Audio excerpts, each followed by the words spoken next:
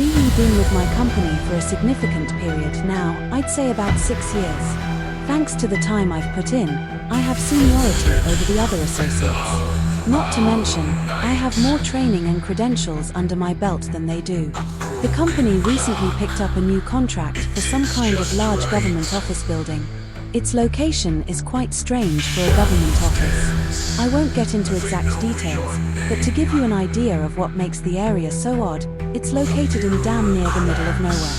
It's a giant 6-story building surrounded by a huge parking lot. A metal fence, about 10 feet tall, encompasses the parking lot, topped with barbed wire. There's only one entrance and one exit, located in front of the building where the parking lot meets the side road. The side road is about 3 miles away from the main road that leads to the highway. Woods completely surround the fence. For miles around, there are literally no buildings, houses, or any other signs of civilization. Due to my seniority, I get to choose whatever shifts and days I want. Typically, I work mornings or evenings, taking weekends or Fridays and Saturdays off. Unfortunately, a few months after starting this new contract, we began having trouble keeping the overnight people.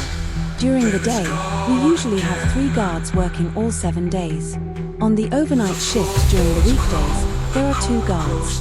But on the overnight weekend shift, from Friday to Sunday, there was only 1 guard. I should mention that every guard is armed on every shift. As I said, we were struggling to keep people on the overnight shift, especially on the weekend overnights.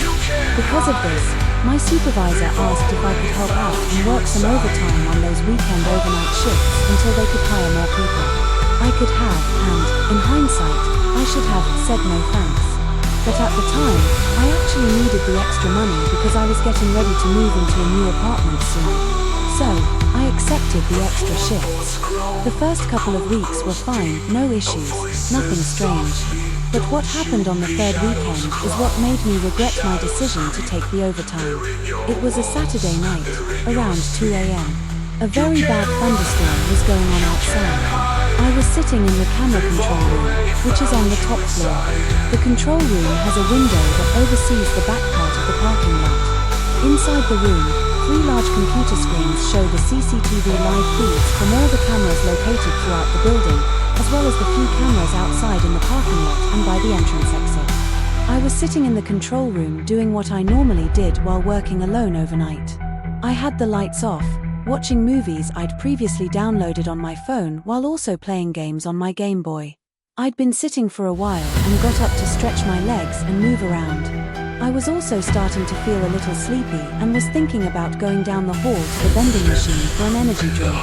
After I got up and walked around the control room, stretching my legs for a bit, I went over to the window. I peeked through the blinds to look outside.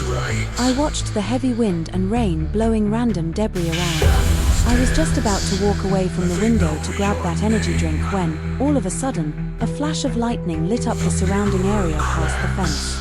Just then, I saw a figure dart from one tree to another that was a good distance away, I'd say about 20 feet. I kept my position, looking in that direction through the blinds, waiting for another flash of lightning to see exactly what it was or if my eyes were deceiving me.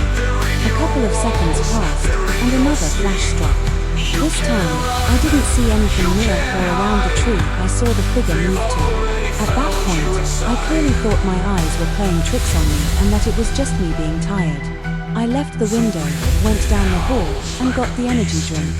I immediately downed the whole thing, hoping it would kick in soon. I was finished with it by the time I walked back to the control room, which wasn't long, only about 5 minutes. I got back to the control room and immediately noticed that one of the camera feeds had been knocked out on one of the screens. It was the camera feed for the back part of the parking lot that the window overlooked. I went over to the window and looked out the blinds in the camera's direction. I spotted it dangling in the wind from its wires from the post it was on. I figured the heavy winds must have knocked it off somehow.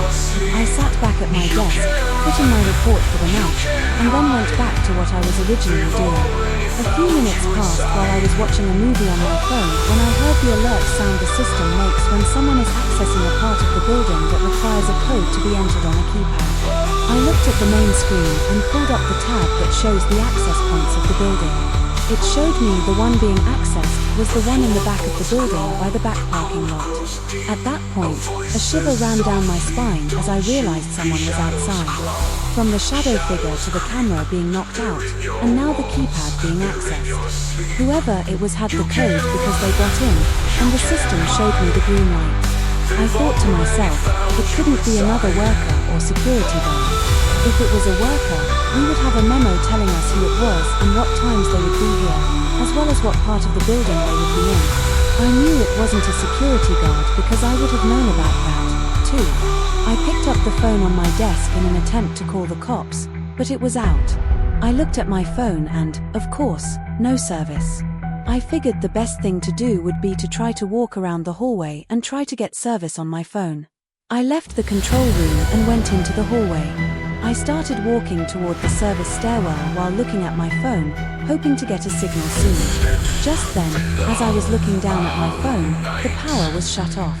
Since I was so close to the stairs, I immediately decided I was going to run down the stairs to the front lobby and run out the door to my truck.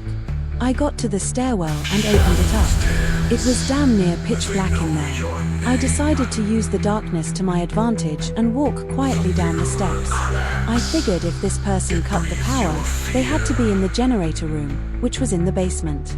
Unfortunately, the basement was the only flight of steps below the lobby where I was headed. Also, the generator wasn't too far from the stairwell I was in. I made it down to the 4th floor and suddenly heard a door open at the bottom of the stairwell. I stopped dead in my tracks. At this point, I knew I was armed, but I was thinking to myself, even though I went through training, I don't think I was ready to shoot anyone. I was hoping and praying it wouldn't come to that. As I stood there, immersed in my thoughts about my training with my firearm, I started hearing heavy footsteps walking up the stairs. I wasted no time in coming up with a new plan. I was going to turn around and walk as quickly and quietly back up the steps as possible to the 6th floor where I came from. At the top of the steps, a few feet past the door but still in the stairwell, there's a ladder that leads up to the hatch that goes to the building's roof. I was going to climb up the ladder, stopping just before I had to open the hatch to go any further, and just hide in the pitch black darkness until whatever happened next. I turned around, and just as I did, my gun banged against the metal of the stairwell railing, making a loud clang sound.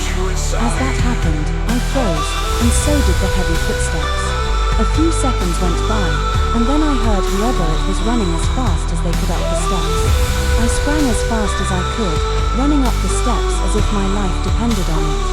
As I got to the top of the steps, just before I was about to pass the door I'd come from, I had an idea to create a diversion on the fly. I quickly opened the door hard and loud, then let go of the handle, letting it close and slam on its own. I continued to run to the ladder and climb up it. By doing that, I would make it appear that I had run out the door. With only seconds to spare, I made it up the ladder. The man, distracted by the door tactic, opened it without even looking in my direction. He ran into the hall, the heavy door closing behind him. That's when I saw my chance. I leapt down from the ladder, only about 10 feet high, landing with a loud thud as my feet hit the floor. I bolted for the stairs. The man must have heard the sound because I had barely made it down one flight before I heard the door open again and his footsteps pounding down after me. Both of us were sprinting as fast as we could. I managed to stay one floor ahead of him the entire way. When I reached the lobby, luck was suddenly on my side. Behind me, I heard a loud crashing noise followed by a cry of pain. I wasn't certain, but I think the man had tripped and fallen on the stairs. I wasn't about to wait around to confirm. I burst through the door, ran straight for the entrance, and used my key to unlock it. Fortunately, I always parked my truck close by.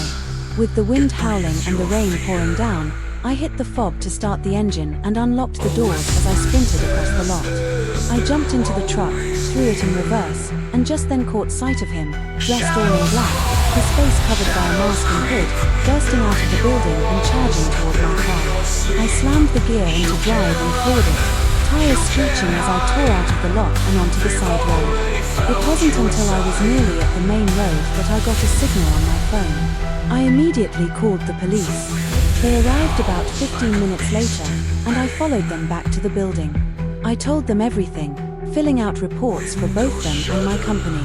We searched the entire building and surrounding area, but found nothing. The scariest part came when they checked the stairwell. Apparently, when the man had fallen, he dropped something. The police recovered a fully loaded, unregistered semi-automatic handgun. To this day, no one knows why someone would have broken into that building.